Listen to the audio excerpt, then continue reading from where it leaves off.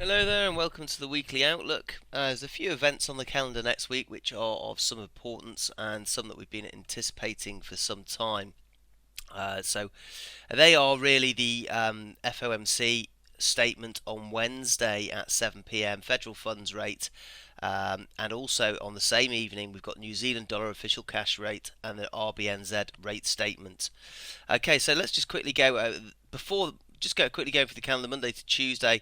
There's not really a great deal that we're looking to trade there. We've got the Euro, German IFO business climate, which is expected to come in fairly reasonable and not too far from expectations. We've also got the New Zealand dollar trade balance, which is expected to come in slightly better. Now, let's go straight to those events because really how and look at some of the background into that, because really how we trade next week is going to be dependent on our fundamental analysis that we've done over the past few weeks regarding these currency pairs. Now the New Zealand dollar, let's just pull this one up against the US dollar here. Now the RBNZ have been in a rate cutting cycle of late, and the price dropped down to 62.50.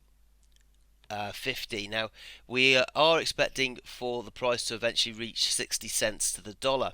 Now we've had a fairly sizable pullback when there was a bit of a recovery in the dairy auction prices coming from New Zealand, which recently they had 5 consecutive readings, good readings, showing improvement, and the most recent one was a poor reading which dropped off.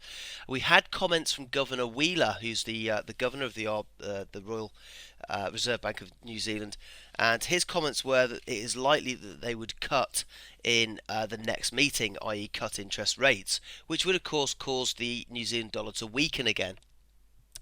Now, on the calendar, it's got the official cash rate for New Zealand to remain the same at 2.75%. So, whether he will cut or not, we'll probably gather more information regarding whether they will or not, getting closer to Wednesday. Personally, after the recovery in the GDT auction, it could be a cause for them to keep rates on hold. Now, data has been slightly better than what it had been in the past. So there could be turns of a recovery, or the RBNZ could cut again to keep as an insurance policy against the continued falling oil price and the recent GDT figure. So it may be that they use it as a pre a pre tool for things getting slightly worse in the future. So I think it's leaning towards the rate cut is more likely. Now we're likely to see on the lead up to the meeting a bit of a sell-off, and it's going to depend a little bit. Now the reason I've chosen this currency pair for the New Zealand dollar, because it's going to depend a little bit on what happens with the FOMC statement and the federal funds rate as well on Wednesday. Now nobody's expecting the FOMC to raise interest rates just yet. The nearest possible time is likely to be December or March next year. So it's not really going to be that much of a surprise if they keep rates on hold. But what's going to be important is the FOMC statement to listen to what they've said before, whether it was hawkish and whether it was dovish. Now this could cause fluctuations in our New Zealand dollar US dollar pair, and it could cause it to rally up again. Now this is actually quite good news for us, because if it rallies up but manages to hold below the 6.9 level, then it's going to be worth taking a sell leading into the RBNZ rate statement, because it's not going to cost us that much to find out if we're wrong. Okay, that's the way that I look at it. If we get a nice rally up, then if we scrunch this chart up, you can see here that this is kind of like right at the peak of this pullback here, where it's rejected that. And if we have a look at the bigger time frames, such as the daily, you can see these rejection candles.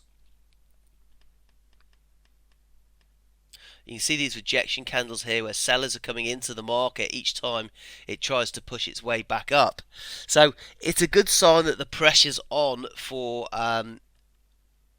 for short positions. Okay, so what I'm going to be doing for this currency pair is I'm going to use hopefully the FOMC rate to weaken the US dollar slightly on the lead up. And use that to get in for a sell on the New Zealand dollar and trade it down to and looking eventually down to 60 cents to the dollar, or 6,000 on the charts, or 6.2 initially at this lower low. Okay, so other currency pairs that I can look at trading regarding the FOMC would be the euro. The euro has obviously had that big sell-off due to Mario Draghi's dovish comments. Now, if the FOMC come in fairly dovish as well, we could see a bit of a relief rally in the euro, and in fact the euro being using it as a safe haven flow. Now, if that's the case, then obviously it may pull back much further than what people might initially think. I'd probably be looking for a pullback to around about the 113, even these top levels again before I started to resell it. Now, this is if the FOMC are particularly dovish. If the FOMC are hawkish, then we'll see this. We will see this rally straight down. Now, at the moment, it's difficult to say because I don't know obviously where the price is going to be by Wednesday, but at the moment, 50% retracement on the downward trend is 112.50. So this would be my very first point that I would think about selling the euro. But overall, after those dovish from Mario Draghi, we are expecting this to reach parity. Again, the minimum we're expecting it to reach 108, and that could happen next week anyway. So looking for a pullback on it. Hopefully that FOMC meeting on Wednesday will give us that pullback, or anything before that, and then I'm going to be looking to sell earliest point at 112.50. Okay, so that is the FOMC and the New Zealand dollar covered. The next one that we've been anticipating for some time is the BOJ, the Bank of Japan. Now, we're expecting them to announce further stimulus because they're not quite reaching their targets. And in fact, we were saying in the live room to buy this all last week, and I think maybe in the weekly outlook the week before, we did have this pin bar rejection from the 118 level, and it did start to rally quite nicely. It's started to break through the top of this area now. Now, this really is the point where we want to be taking buy positions on this. It's breaking through this this top resistance level. It would be nice to get a little bit of a pullback on the US dollar. Now, that as well, that might come with the FOMC meeting on Wednesday.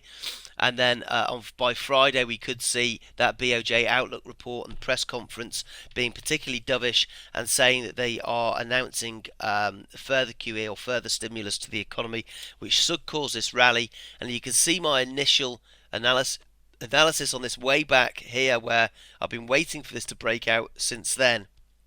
It's taken a little bit longer, but it's just started to come to the top now. So we're expecting that to retarget the 125 area. Let's have a look at anything else. We've got the Canadian dollar GDP month on month. This is expected to be weaker again. We've had a lovely rally on the US dollar Canadian of late due to the particularly dovish Polos BO at the Bank of Canada rate statement recently, which saw us have a nice rally just up here. Let's take this down to a 4-hour chart. Okay, we had a lovely entry on this one here, on this point here, and we've rallied all the way up, and our target was 132. Now, since we had the pullback on this and that rally up, we've had obviously other data coming out on Canada, which has been slightly weaker than what the market anticipated. So we can expect this to really continue to rally, and I would target now the 133 level, possibly even back up at the highs of 134.50. Just having a look, changing the calendar dates here to have a look at last Friday, where we had manufacturing sales. Sorry, that was the week before. We had core CPI came in at 0.2 and it was expected to come in at 0.3, but the month-on-month CPI dropped to minus 0.2, so quite sort of slipping into deflationary readings here for the Canadian dollar. And with that weak oil price, the only way really for this currency pair to go is up, unfortunately, or fortunately. Okay, so that's it for this week. I hope you can make some pips. They're the major currency pairs that I'm going to be looking at and looking to make profits from. Hopefully you can make some pips as well.